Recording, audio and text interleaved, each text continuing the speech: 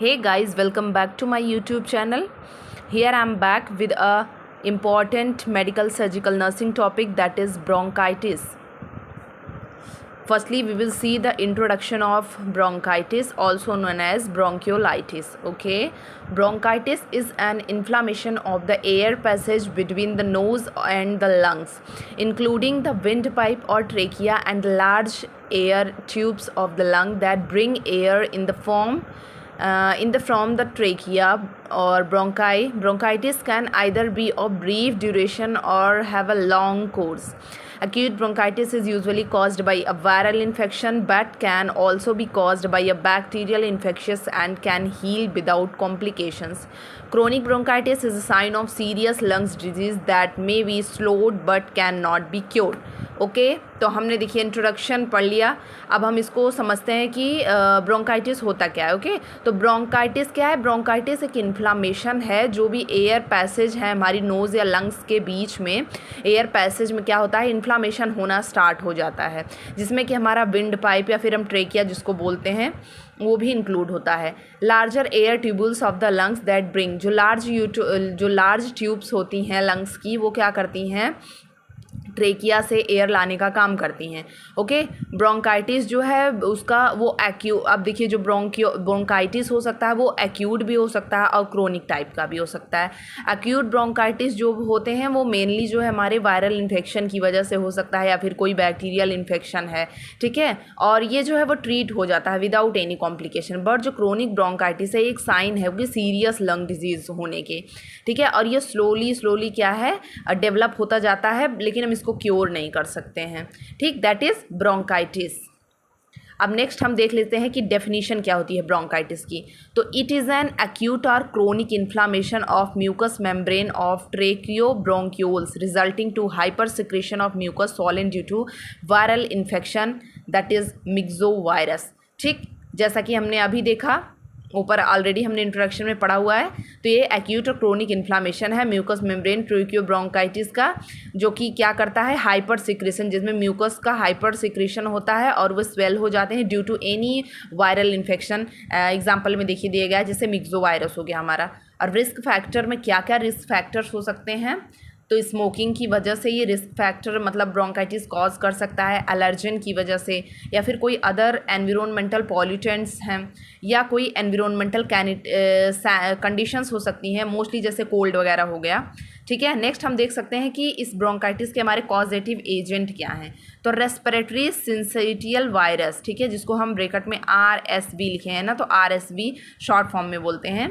ये क्या है, एक पैरामिक्सो वायरस है, ठीक है। Sometime it may be due to bacteria, लेकिन कभी कभी ये क्या होता है कि बैक्टीरिया की वजह से भी कॉज करता है। ओके नेक्स्ट हम देख सकते हैं क्लिनिकल मैनिफेस्टेशन क्या हो सकते हैं, क्या क्या साइन एंड सिम्टम्स होंगे जब किसी पेशेंट को ब्रोंकाइटिस हुई है, ठीक है। तो कफ का प्रोडक्शन ज़्यादा होगा, डिस्निया होगी, ब्रीदिंग डिफ़िकल्टी, फीवर होगा, शॉर्टनेस ऑफ ब्रीथ करने में उसको डिफ़िकल्टी होगी, साइनोसिस होगा, ठीक है, bluish discoloration of skin, rhonchi और क्रैकल साउंड आएगा, हार्ड और ऑस्कल्टेशन, ठीक है। जब हम वो साउंड सुनेंगे तो कैसा साउंड आएगा, क्रैकल या रोंकाई साउंड आएगा, ठीक है। म्यूकस का प्रोडक्शन एक्सेसिव होगा, एयर वे ऑब्स्ट्रक्शन हो जाएगा और प्लूराइटिक चेस्ट पेन हमें देखने को मिलेगा या फिर प्रोलॉन्ग एक्सपिरेशन होगा। ओके अब हम नेक्स्ट देख सकते हैं कि डायग्नोस्टिक इवॉल्यूशन क्या हो सकते हैं। डायग्नोस्टिक इवॉल्यूशन में हमारा है chest X-ray, spirometry, sputum culture, ये सारे हम डायग्नोस्टिक टेस्ट करते हैं फाइंड आउट करने के लिए ब्रोंकाइटिस को। नेक्स्ट हम देख सकते हैं कि पैथोफिजियोलॉजी क्या होगी, कैसे कैसे जाकर ये हमारी बॉडी में कॉज करता है। तो ड्यू टू कॉज में जैसा हमने ऑलरेडी पढ़ा है, कोई भी बैक्टीरियल या वायरल इन्फेक्शन हो सकता है। एग्जांपल में हमने जैसे मिक्सोवायरस पढ़ा हुआ था, तो कोई भी इटियोलॉजिकल फैक्टर हो सकता है। तो ड्यू टू इटियोलॉजिकल फैक्टर, ठीक है, या due to aetiological causes, inflammation of bronchus में इन्फ्लामेशन होगा। Then excess mucus production, mucus का प्रोडक्शन ज़्यादा होना स्टार्ट हो जाएगा। Then potential smooth muscle constriction होना स्टार्ट होगा। देन ब्रोंकोस्पाज्म, जो ब्रोंकस होगा हमारा वो स्पाज्म हो जाएगा। ओके अब नेक्स्ट हम देख लेते हैं कि इसके मैनेजमेंट क्या क्या है। तो मैनेजमेंट में भी हम 3 मैनेजमेंट हमेशा पढ़ते हैं मेड सर्च में, medical management, surgical management and nursing management, उसके बाद नर्सिंग डायग्नोस्टिक डायग्नोसिस पढ़ते हैं। ठीक है, सबसे पहले हम देख लेते हैं कि मेडिकल मैनेजमेंट में क्या क्या मैनेजमेंट हम दे सकते हैं। तो एंटीबायोटिक थेरेपी देंगे। एंटीबायोटिक थेरेपी में भी इफ़ बैक्टीरियल इन्फेक्शन, अगर कोई बैक्टीरियल इन्फेक्शन प्रेजेंट है तो फिर हम क्या कर सकते हैं, एंटीबायोटिक थेरेपी देंगे। और शॉर्ट टर्म स्टेरॉइड थेरेपी देंगे, विल हेल्प मिनिमाइज़ करने के लिए जो इन्फ्लामेशन हुआ है ब्रोंकियस ट्यूब में उसको हम मिनिमाइज़ करने के लिए, उसको रिड्यूस करने के लिए हम क्या देंगे, स्टेरॉइड थेरेपी देंगे, जैसे हमारा प्रेडनिसोलोन हो गया। गुड हाइड्रेशन का मतलब है कि plenty of water intake help to make easier to expel. ठीक है, ज़्यादातर हमें क्या है, वाटर इनटेक करना चाहिए। सिम्टोमेटिक ट्रीटमेंट देखें, अगर फीवर है तो फिर एसिटामिनोफिन हम दे सकते हैं। कफ के लिए हम give cough treatment, antitussive drugs they सकते हैं।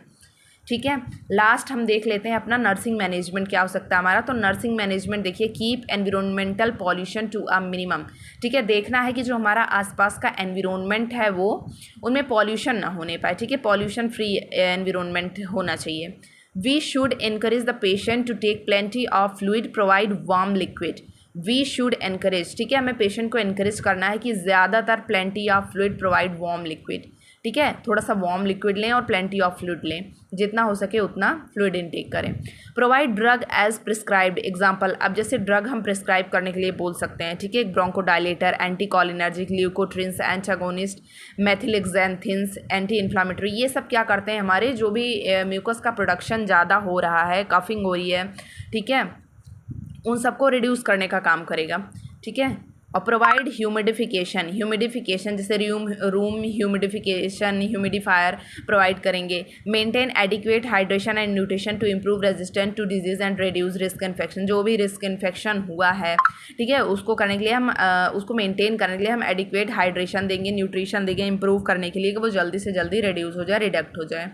Okay, we should assist patient to change position frequently, और हम पेशेंट को भी असिस्ट करेंगे कि वो पोजीशंस अपनी चेंज करता रहे।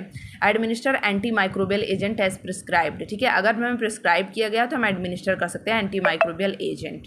ओके, हम डायग्नोसिस देख लेते हैं। अब इस पे डायग्नोसिस क्या बनेगा, अगर हमारा हम डायग्नोसिस अगर देखना चाहें तो ब्रोंकाइटिस का, तो infective airway clearance related to bronchospasm, increase production of secretion thick mucus, imbalanced nutrition less than body requirement related to sputum production, dyspnea and anorexia.